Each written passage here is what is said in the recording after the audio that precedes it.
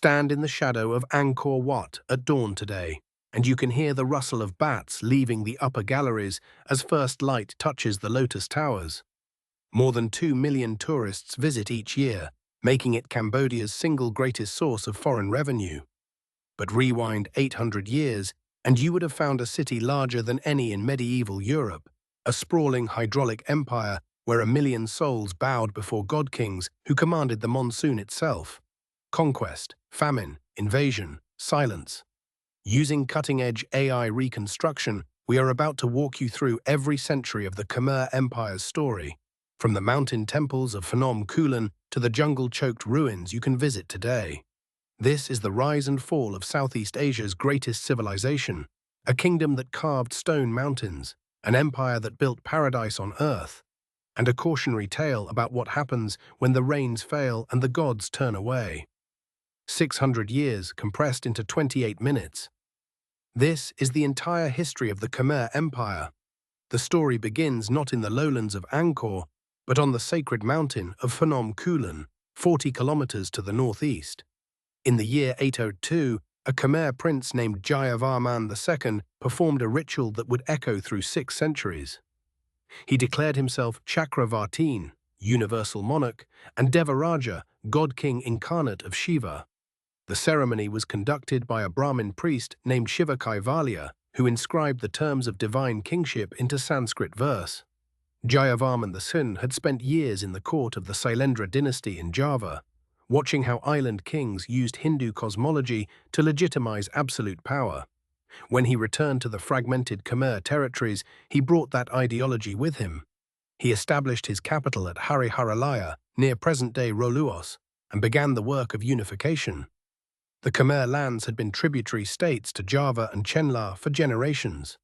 Jayavarman II broke those chains through a combination of military conquest and religious theatre. He built the first temple mountains, brick pyramids representing Mount Meru, the cosmic axis where gods and mortals met. By the time he died around 850, he had forged a unified Khmer state stretching from the Dangrek Mountains to the Tonle Sap, the great lake that would become the empire's beating heart. His successors continued the consolidation. Indravarman I constructed the Indra Tataka Reservoir, the first of the great barrays that would define Khmer hydraulic engineering. He also built Preah Ko and the Bakong, temples that refined the architectural language of divine kingship. His son, Yasovarman I, moved the capital to Yasodharapura, the site we now call Angkor. In 889, he excavated the East Baray, a reservoir 7 kilometers long and nearly 2 kilometers wide. This was not merely infrastructure. The barrays were cosmological statements, representations of the celestial ocean that surrounds Mount Meru. They were also supremely practical, storing monsoon water for dry season irrigation and feeding an agricultural surplus that would support armies, artisans, and the largest construction projects in medieval Asia. By the year 900, the Khmer Empire had announced itself to the world. The 10th and 11th centuries saw the Khmer state evolve from regional power to imperial colossus. Rajendravarman II, who reigned from 944 to 968, pushed Khmer authority into what is now northeastern Thailand and southern Laos. He built the Temple of Prerup and restored royal power after a period of instability. But it was his son, Jayavarman V, and grandson, Suryavarman I, who truly expanded the empire's reach. Suryavarman V claimed the throne around 1010 after a decade-long civil war. Inscriptions describe him as a warrior of terrifying competence. He conquered the Mon kingdom of Haripunjaya in the north, subjugated Champasak in the west, and raided deep into Champa territory along the Vietnamese coast. His reign also marked a shift in religious practice. Though Hindu worship remained dominant, Mahayana Buddhism gained imperial patronage. Suryavarman I took Buddhist vows alongside his Hindu titles, a syncretism that would become characteristic of Khmer kingship. He also rebuilt the royal palace and constructed the West Baray, even larger than Yasovarman's reservoir, 8 kilometers long, holding more than 50 million cubic meters of water. The infrastructure was staggering. By the mid-11th century, Angkor's hydraulic network included not just the massive barrays, but hundreds of kilometers of canals, embankments, and moats. Rice yields in the floodplain around the Tonle Sap allowed for 3 harvests per year in some areas. This surplus supported a population estimated at 750,000 in the Angkor region alone, making it the largest pre-industrial city in the world. Suryavarman II, who reigned from 1113 to 1150, brought the empire to its zenith. He launched brutal campaigns against the Dai Viet to the east and the Mons to the west. Chinese records describe Khmer embassies arriving in the Song court with tribute and trade goods: aromatic woods, rhinoceros horns, ivory, kingfisher feathers. But Suryavarman II's greatest legacy was not military. It was Angkor Wat. Construction began around 1122. The temple covers more than 160 hectares. Its central tower rises 65 meters above the jungle floor. The outer gallery is carved with the longest continuous bas-relief in the world, over 600 meters, depicting the churning of the ocean of milk, the Battle of Kurukshetra, and Suryavarman II's own military victories. Unlike earlier temples dedicated to Shiva, Angkor Wat honored Vishnu the Preserver. Its westward orientation suggests it may have been intended as Suryavarman's funerary temple, though he died campaigning in Champa and his body was never recovered. When it was completed, Angkor Wat was the largest religious monument on Earth. It still is. In 1177, catastrophe arrived by sea. A charm fleet sailed up the Mekong and Tonle Sap rivers, sacked Yasodharapura, and killed the reigning king. The city burned. The temples were desecrated. For 4 years, the Khmer state teetered on the edge of collapse. Then Jayavarman VII, a prince who had been campaigning in Champa when the invasion occurred, returned with an army. He drove the Chams from Angkor, pursued them back to their capital at Vijaya, and in 1181 claimed the Khmer throne at the age of 55. What followed was the most prolific building campaign in Khmer history. Jayavarman VII was a Mahayana Buddhist, devoted to the Bodhisattva Avalokiteshvara, the embodiment of compassion. His reign would reshape the empire in that image. He constructed the Preah Khan complex as a memorial to his father, a sprawling temple city covering 56 hectares. He built Taprom to honor his mother, dedicating it to the Bodhisattva Prajnaparamita, the perfection of wisdom. The temple's inscriptions record staggering numbers: 79,000 people employed in its service, including 18 high priests, 2,740 officials, 2,002 assistants, and 615 dancers.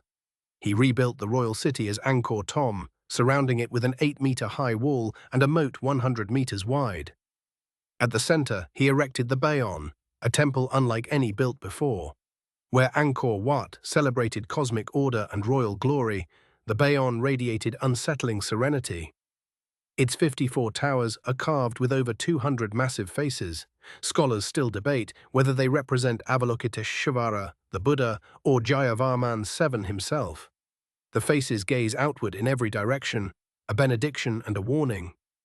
The bas-reliefs depict not just mythology, but daily life: market scenes, cockfights, Chinese merchants, Cham prisoners being led in chains. But Jayavarman VII's most revolutionary act was infrastructure that served the people, not just the gods. He constructed 102 hospitals across the empire, each with a dedication stone and medical staff funded by temple estates. He built rest houses every 15 kilometers along the imperial highways, shelters for pilgrims and merchants. He expanded the road network to over 2,000 kilometers, connecting Angkor to Phimai in the west, Preah Vihear in the north, and the coastal ports in the east. Inscriptions from his reign speak of Dharma and Karuna, righteousness and compassion, as the foundations of kingship. This was a new ideology for the Khmer state, one that emphasized the king's responsibility to alleviate suffering, not merely to project divine power. It was also staggeringly expensive. The construction projects required tens of thousands of laborers. The hospitals and rest houses needed endowments. The wars against Champa drained the treasury. Chinese diplomat Zhou Daguan, who visited Angkor in 1296, described a city still magnificent but showing signs of strain. The temple complexes were overgrown. Some of the smaller barays had silted up. The population seemed smaller than the infrastructure suggested it should be. Jayavarman VII died around 1218, though the exact date is uncertain. His immediate successors converted back to Hinduism, defacing Buddhist images and rededicating temples to Shiva and Vishnu. But the damage had been done. The empire had exhausted itself building paradise on earth, and the climate itself was about to turn against the Khmer kings. Tree ring data from Vietnam and Thailand tells a story the inscriptions do not. Beginning in the late 13th century, the monsoon became erratic. Decades of drought were punctuated by catastrophic floods. The hydraulic system that had sustained Angkor for 4 centuries began to fail. The barrages, designed to capture and store monsoon rain, could not function when the rains did not come. When they finally did, flash floods scoured the canal networks, ripping out embankments and depositing silt in reservoirs. Archaeological surveys using ground-penetrating radar and LiDAR have revealed massive efforts to repair the infrastructure. Workers dug new channels, reinforced old ones, built emergency levees. But the system had grown too complex, too interdependent. A failure in one sector cascaded through the network. Rice yields plummeted. Famine arrived. The labor force needed to maintain the hydraulic infrastructure evaporated as farmers fled to less affected regions. At the same time, external pressures intensified. The Thai kingdoms to the north and west, once tributaries, began asserting independence. Sukhothai broke free in the 1240s. Lan Na followed. By the 1290s, the Ayutthaya kingdom had established itself in the Chao Phraya Basin, a rising power with ambitions toward the old Khmer heartland. The Khmer response was predictable but disastrous. Kings launched punitive expeditions to reassert control, draining resources needed for infrastructure repair. Inscriptions from the period grow sparse, but those that survive speak of temple endowments being raided to fund military campaigns.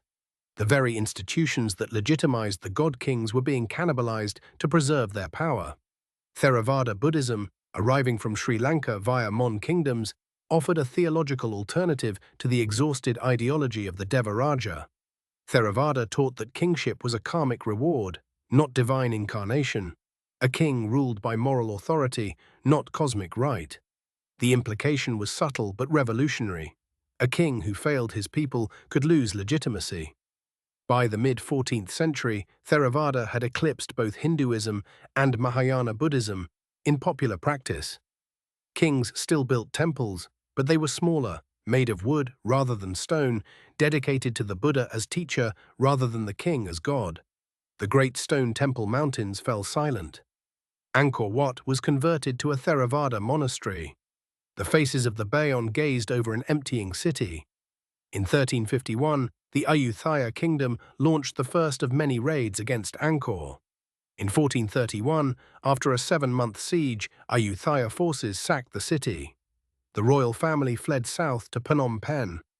Angkor did not die in a single moment. Farmers continued to live around the temples for centuries, and Angkor Wat remained a pilgrimage site. But the age of the God-Kings was over. After 1431, the center of Khmer power shifted to the Mekong floodplain. Kings ruled from Phnom Penh, then Longvek, then Udong, moving whenever war or flood demanded. The empire that had once stretched from the South China Sea to the Gulf of Thailand shrank to a buffer state between Siam and Vietnam, both of which annexed Khmer provinces in the 17th and 18th centuries. Angkor itself became legend. Khmer villagers spoke of the ruins as the work of giants or gods, not ancestors. The temples were swallowed by strangler figs and jungle vines, silk cotton trees rooted in the bas-reliefs of Angkor Wat, their roots prying apart sandstone blocks. The moats filled with silt. The reservoirs became swamps. European travelers occasionally stumbled upon the ruins. Portuguese Diogo de Couto mentioned stone temples in 1550, though he believed them to be Roman ruins transported to Asia by Alexander the Great. French naturalist Henri Mouhot visited in 1860 and published drawings and descriptions that captivated Europe. He wrote that Angkor Wat was grander than anything built by the Greeks or Romans, a claim that Victorian archaeologists found preposterous. Mouhot died of fever near Luang Prabang the following year, but his journals survived. The French colonization of Indochina in the 1860s brought systematic study. The École Française d'Extrême-Orient began clearing vegetation, stabilizing structures, and cataloguing inscriptions. Dozens of temples were identified beyond the central Angkor complex: Beng Me Alea, Ko Ker, Preah Vihear, Banteay Chmar. The sheer scale of Khmer civilization became apparent. This was not a single city, but an empire of stone spanning 1,000 kilometers. Restoration work continued through the early 20th century, interrupted by World War II and then devastated by the Cambodian Civil War and Khmer Rouge regime. Between 1975 and 1979, the temples were abandoned again. Looters stripped reliefs and statues to sell on the black market. Soldiers used temple walls for target practice. Landmines were buried in the approaches to Angkor Wat. When Vietnamese forces drove the Khmer Rouge into the jungle in 1979, they found Angkor in worse condition than the French had in 1860. International restoration began in earnest in the 1990s. UNESCO designated Angkor a World Heritage Site in 1992. Teams from France, Japan, India, China, and the United States funded stabilization and conservation. Apsara, the Cambodian authority for the protection of Angkor, assumed management. The work is ongoing. Ta Prohm has been partially cleared but intentionally left with trees growing through the ruins. A romantic tableau for tourists. Angkor Wat's central tower has been reinforced with steel and concrete hidden inside the original sandstone. The West Beret has been re-excavated and now supplies water for Siem Reap's hotels. Every year, archaeologists discover new structures. LiDAR surveys in 2015 revealed an urban landscape far larger than previously understood. Neighborhoods, roads, ponds, and temples extending over 3,000 square kilometers. Angkor was not just the largest pre-industrial city in the world. It was one of the most complex. Modern archaeology has rewritten the story of Angkor's fall. It was not invasion or barbarian sack that ended the empire. It was infrastructure failure, climate change, and the inability of a rigid system to adapt. Studies of sediment cores from the Barets show cycles of rapid deposition corresponding to floods, followed by desiccation cracks from droughts. Pollen records indicate deforestation in the Angkor region, beginning in the 13th century, likely the result of intensive rice farming and fuel demands for brick and lime kilns. Deforestation worsened flooding by removing the tree cover that once slowed runoff. Ground-penetrating radar reveals desperate late-period attempts to salvage the hydraulic network. Canals dug at odd angles, embankments reinforced with timber cribbing, channels carved directly through temple complexes in violation of sacred space. The God-Kings had promised to control the waters. When the waters turned chaotic, the ideology collapsed. The shift to Theravada Buddhism reflects a civilizational trauma. The old certainties, the king as god, the temples as cosmic anchors, had failed. Theravada offered a philosophy of impermanence, suffering, and release. It was a theology suited to a collapsing world. Chinese records from the Ming dynasty describe Cambodian embassies in the 15th and 16th centuries as impoverished and desperate, bringing tribute to beg for protection against Siamese and Vietnamese expansion. The empire that had once sent armies to Java and Champa now pleaded for recognition from foreign courts. Yet the Khmer people endured, the language survived, the script survived. The temples, though abandoned as royal capitals, remained pilgrimage sites. Angkor Wat never lost its sacred status. Monks lived in its galleries through the centuries of jungle growth, maintaining the central Buddha image and welcoming pilgrims who traveled through bandit-infested forests to pray. In the 21st century, Angkor has become Cambodia's greatest asset and greatest challenge. Tourism brings revenue, but also wear. 2 million footsteps per year erode sandstone stairs. The water table beneath Angkor is dropping as hotels and resorts drill wells, threatening the stability of temple foundations. Climate change once again brings erratic monsoons. The same environmental stresses that broke the empire now threaten its ruins. The Cambodian government and international partners are racing to preserve what remains. Digital models are being created so that even if the physical temples crumble, their dimensions and carvings will survive in data. It is a kind of immortality the God-Kings never imagined. A kingdom saved not in stone, but in light. Stand in the shadow of Angkor Wat at dawn today, and you can watch the lotus towers turn gold as the sun rises over the jungle. The bats have returned to the sky. The tourists are arriving by bus and tuk-tuk, cameras ready, guidebooks in hand. They walk the same causeways the God-Kings walked, though the causeways have been repaved and the moats dredged. They photograph the bas-reliefs of apsaras and battles, not knowing the names of the kings who commanded their carving.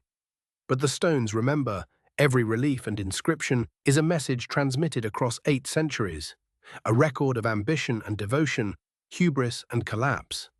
The Khmer Empire built the largest religious monuments on earth.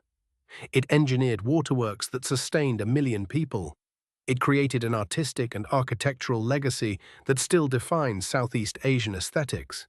And it learned the lesson every empire learns eventually, that gods are silent when the rains fail, that stone cannot stop the jungle, and that no system, however grand, lasts forever. Yet Angkor endures, not as a living city, but as a monument to the resilience of human creativity in the face of entropy. The empire died. The temples remained, and in their survival there is a kind of victory the God-Kings never anticipated, a legacy not of conquest, but of beauty that outlasted power. The Khmer Empire is gone. Angkor Wat still stands.